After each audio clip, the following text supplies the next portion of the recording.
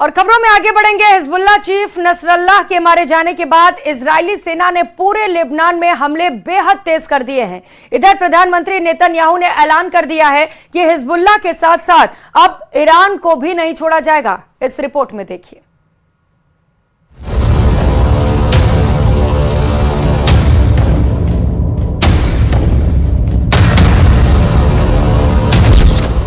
मार दिया Hezbollah chief, काले ताबूत में जाएंगे ईरान, सीरिया, यमन। शुक्रवार को बेरूत में इजरायली वायुसेना ने जिस तरह से हिजबुल्लाह चीफ हसन नसरल्लाह को भीषण धमाके से उड़ाया, उसे देखकर पूरे मिडिल ईस्ट में हड़कंप मच चुका है। हिजबुल्लाह चीफ नसरल्लाह का मारा जाना लेबनान युद्ध का बहुत बड़ा टर्निंग पॉइंट है। अब लेबनान में एक भी हिजबुल्लाह का ऐसा टॉप कमांडर नहीं बचा है जो इजराइल से जंग करने की हिम्मत कर सके। एक भी हिजबुल्लाह का ऐसा कमांडर नहीं बचा है जो इजराइल से जंग पर बड़ा फैसला ले सके। צה"ל נמצא במוכנות שיא בכל הגזרות.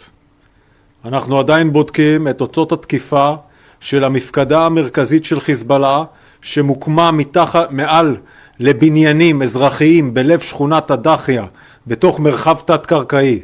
אנחנו נעדכן ברגע שנדע. אנחנו יודעים שהתקיפה שלנו הייתה מאוד מדויקת. इधर ईरान के सुप्रीम लीडर खामनेई ने इमरजेंसी मीटिंग बुलाई है। दावा किया जा रहा है कि खामनेई ने अपने कमांडर्स को साफ आदेश दे दिया है कि अब पूरे मिडिल ईस्ट में भयंकर जंग होने जा रही है और अब ईरान को इजराइल से जंग करने के लिए आखिरी युद्ध करना होगा। इजराइल के प्रधानमंत्री नेतन्याहू ने संयुक्त राष्ट्र में पूरे मिडिल ईस्ट में भयंकर जंग से जुड़ा एक ऐसा नक्शा दिखा दिया है जिसने ईरान, सीरिया, लेबनान, यमन और इराक के होश उड़ा दिए हैं।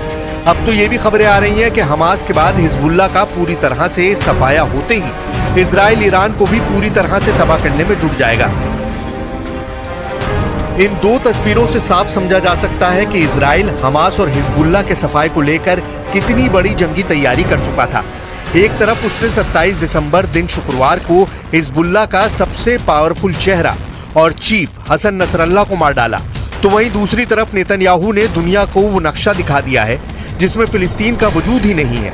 नेतन्याहू ने यही दिखाने की कोशिश की है कि हमास का सफाया हो चुका है, फिलिस्तीन का मुद्दा कब्र में दफन हो गया है। वहीं नसरल्लाह को मारकर इजराइल ने दिखा दिया है कि लेबनान की तरफ से जो मिसाइल और रॉकेट हमले हो रहे थे उनका जवाब उन्हें दे दिया गया है। इजरायली डिफेंस फोर्स के मुताबिक अब नसरल्लाह दुनिया को डरा नहीं पाएगा। हिजबुल्लाह चीफ हसन नसरल्लाह की मौत के बाद पूरे मिडिल ईस्ट में गदर मच गया है। अल जजीरा की रिपोर्ट के बाद इजरायली मिसाइल हमलों की वजह से लेबनान में 700 से ज्यादा लोग मारे गए। इसके अलावा 5 लाख से ज्यादा लोगों को अपना घर छोड़कर जाना पड़ा है।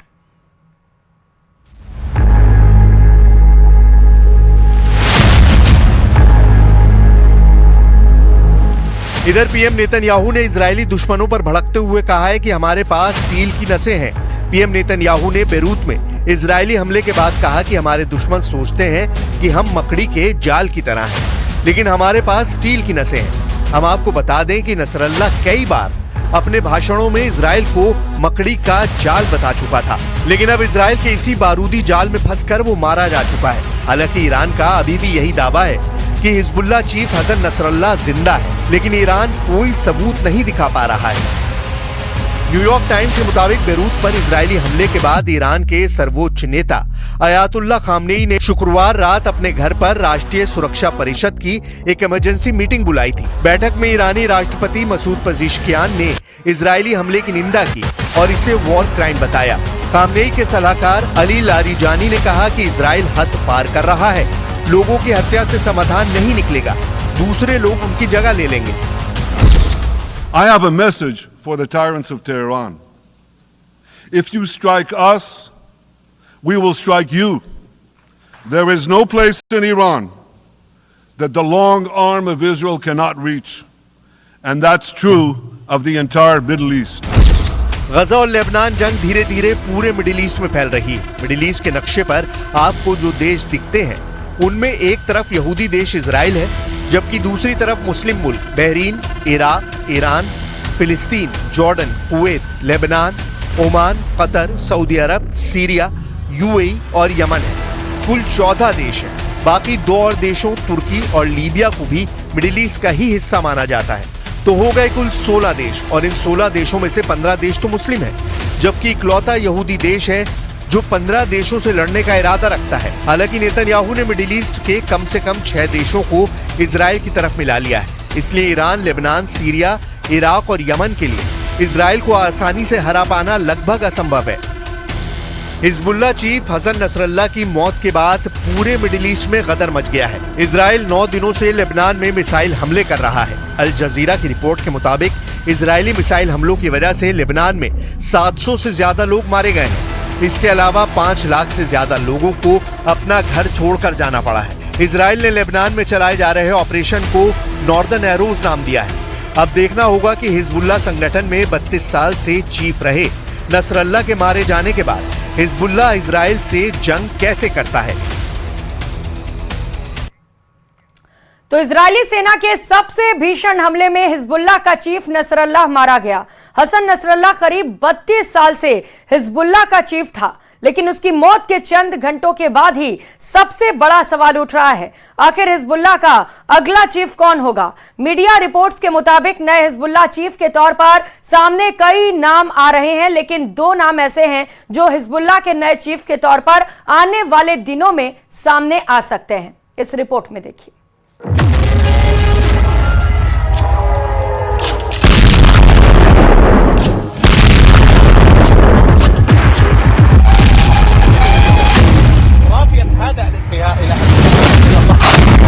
मारा गया हिजबुल्लाह चीफ नसरल्लाह।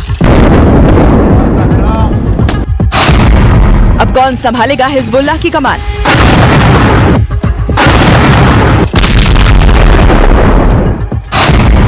किसे मिलेगी हिजबुल्लाह चीफ की गद्दी? हाशिम सफीउद्दीन या शेख नईम कासिम में से कौन? नसरल्लाह की मौत के बाद अब सबसे बड़ा सवाल यही है कि हिजबुल्लाह के चीफ के तौर पर कौन गद्दी पर बैठेगा। इजराइल लेबनान के बीच तनाव वाले माहौल में 2 नामों की चर्चा सबसे ज्यादा हो रही है, जिनमें पहला नाम है हाशिम सफीउद्दीन का और दूसरा नाम है शेख नईम कासिम का। इन्हीं दोनों में से एक को आने वाले कुछ ही दिनों में हिजबुल्लाह की कमान सौंपे जाने की खबरें सामने आ रही हैं। मीडिया रिपोर्टों के मुताबिक नए हिजबुल्लाह चीफ के तौर पर सबसे आगे जो नाम चल रहा है वो है हाशिम सफीउद्दीन का। सफीउद्दीन हाशिम हसन नसरल्लाह का चचेरा भाई है। हाशिम हिजबुल्लाह की पॉलिटिकल विंग का लीडर भी है। हसन नसरल्लाह की तरह ही हाशिम भी मौलवी है। शिया नेताओं की तरह काली पगड़ी पहनने पर हाशिम को 2017 में अमेरिका ने टेरर कमांडर घोषित किया। हिजबुल्लाह के करीबी सूत्र ने कहा कि नसरल्लाह के उत्तराधिकारी माने जाने वाला हाशिम सफीउद्दीन शुक्रवार के हमले में जिंदा बच निकला था।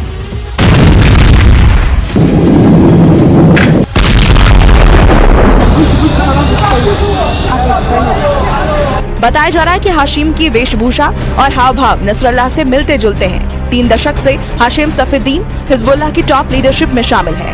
हाशिम लेबनान के टेरर ग्रुप का फाइनेंस चीफ बताया जाता है। नसरल्लाह के खात्मे के बाद हाशिम मिलिट्री विंग का कमांडर भी बन सकता है।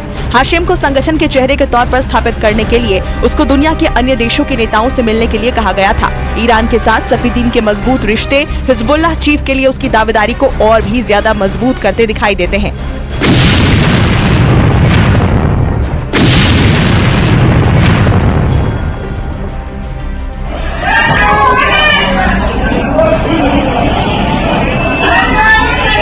वहीं हिजबुल्लाह के नए चीफ के तौर पर एक और नाम भी सामने आया है और ये है शेख नईम कासिम का।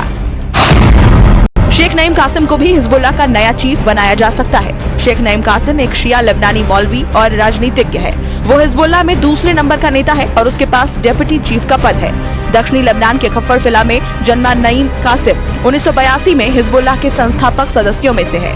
कासिम ने 1992 से हिजबुल्लाह के दूसरे नंबर के कमांडर के रूप में काम किया है। शेख नईम कासिम हिजबुल्लाह का प्रवक्ता भी रह चुका है।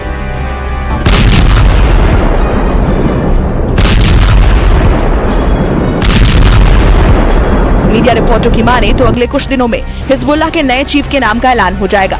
ऐसे में साफ है कि हसन नसरल्लाह के सफाई के बाद भी इजराइल की टेंशन खत्म नहीं होने वाली है, क्योंकि हिजबुल्लाह की मौत का बदला लेने का ईरान ने प्लान बनाया है, जिसमें हिजबुल्लाह का नया चीफ एक अहम भूमिका निभा सकता है।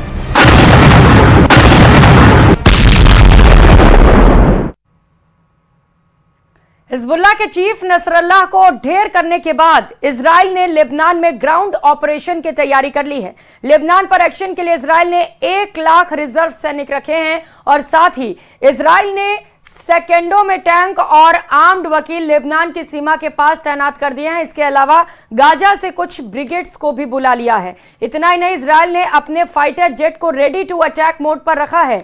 इजराइल की तैयारी देखकर ऐसा माना जा रहा है कि इजराइल बहुत ही जल्द किसी भी समय लेबनान पर अटैक कर सकता है।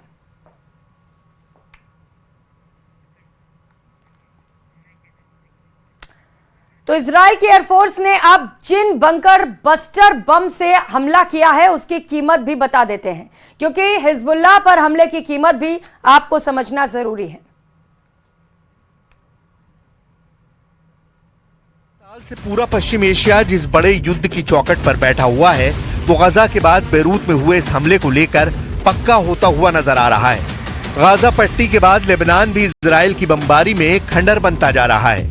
हिजबुल्लाह के कमांडर हसन नसरल्लाह को कैसे टारगेट किया गया, इसे समझने के लिए नसरल्लाह की लोकेशन समझिए। हिजबुल्लाह का हेडक्वार्टर लेबनान की राजधानी बेरूत में है। बेरूत में दाहिया नाम का इलाका है जो हिजबुल्लाह का सबसे मजबूत गढ़ माना जाता है। यहाँ पर करीब 150 फीट गहरा बंकर है और यहीं 2006 से हिजबुल्लाह चीफ हसन नसरल्लाह का घर रहा है। हसन नसरल्लाह को 2016 के बाद से खुले आसमान के नीचे नहीं देखा गया है, यानी पिछले 8 साल से नसरल्लाह बंकर में ही रहा है। आखिरी बार 2016 में हसन नसरल्लाह को पब्लिक के बीच देखा गया था। अब तक हसन नसरल्लाह का पब्लिक के बीच आना अचानक हुआ। कहते हैं कि इसके बारे में उनके सुरक्षा कर्मियों को भी आखिरी पलों में बताया जाता है। हसन नसरल्लाह के साथ बंकर में 19 सुरक्षा कर्मी हमेशा उसकी हिफाजत करने के लिए तैनात रहते हैं। हसन नसरल्लाह के बंकर का दरवाजा कहां से खुलता है, किन गलियों से बंकर का रास्ता है, इसके बारे में हिजबुल्लाह के चुनिंदा लोगों को ही जानकारी रही है और वो हिजबुल्लाह के सबसे खास लोग माने जाते हैं। ऊपर इजराइल के ड्रोन और विमान जरूर मंडराते हैं, लेकिन जमीन के नीचे बैठे नसरल्लाह के बारे में उनको भनक तक नहीं लगती थी। यही वजह है कि हसन नसरल्लाह पिछले 8 सालों से अपने बंकर में ही रहा। लेकिन इस बार बेंयामिन नेतन्याहू ने हिजबुल्लाह के महासचिव की मौत की गारंटी मांगी थी। न्यूयॉर्क में बैठे नेतन्याहू ने इजराइल की वायुसेना को फार्मूला बी लागू करने का ऑर्डर दिया और फिर इजराइल ने बंकर बस्टर का बहुत ही प्लानिंग से इस्तेमाल किया। पहले वीडियो में देखिए कि बेरूत में कैसे धमाका हुआ। एक के बाद एक कई बम गिराए गए, कई ब्लास्ट हुए, ये साफ साफ देखा जा सकता है। अब ऐसे धमाकों का एक ही जगह होना क्या बताता है, इसे बहुत गौर से समझिएगा, क्योंकि यहीं पर इजराइल का फार्मूला बी लागू करने का तरीका भी आपको समझ में आ जाएगा। स्टेज 1 में पहले इजराइल ने GBU-28 बंकर बस्टर फायर किया और ऐसे कई बम गिराए गए। इसके बाद स्टेज 2 में इजराइल ने GBU-72 बंकर बस्टर फायर किया और इसमें ही उसने अपने ऑपरेशन न्यू ऑर्डर के कामयाब होने का दावा कर दिया। Express our condolences and solidarity with Lebanese people, and we'll be, of course, very interested to get your assessments. उसे तीसरा बंकर बस्टर GBU-57 दागने की नौबत ही नहीं आई। इजराइल की बमबारी में 3 तरह के फाइटर जेट इस्तेमाल किए गए हैं। F-16 से लेकर F-15 और F-35 पर बंकर बस्टर बम लोड किए जाते हैं और फिर उनसे बेरूत और दक्षिणी लेबनान में बमबारी की जाती है। इजराइल के एयरफोर्स ने अब जिन बंकर बस्टर बम से हमला किया है उनकी कीमत भी जान लीजिए, क्योंकि हिजबुल्लाह पर हमले की कीमत भी समझनी जरूरी है। बेरूत में हिजबुल्लाह के टारगेट पर जो बम इस्तेमाल किए गए हैं उनकी कीमत 10 करोड़ रुपए से लेकर 30 करोड़ रुपए तक होती है। ऐसे बम को उन्हीं टारगेट पर इस्तेमाल किया जाता है जहां दुश्मन की मौत की 100% गारंटी होती है। इसीलिए नेतन्याहू ने फार्मूला बी का इस्तेमाल किया है और हिजबुल्लाह चीफ नसरल्लाह को खत्म करने का दावा कर दिया। हमास के सुरंग नेटवर्क को तो इजराइल भेजने में 30% ही कामयाब रहा है, लेकिन लेबनान में उसने रिहायशी इमारतों को टारगेट बनाने में कोई कमी नहीं की। अब सबकी नजर बेरूत पर भी है और तेहरान पर भी है। कौन सा सिग्नल आएगा और फिर क्या वो सिग्नल युद्ध भड़काएगा या फिर इस धमाके के बाद हिजबुल्लाह खामोश बैठ जाएगा?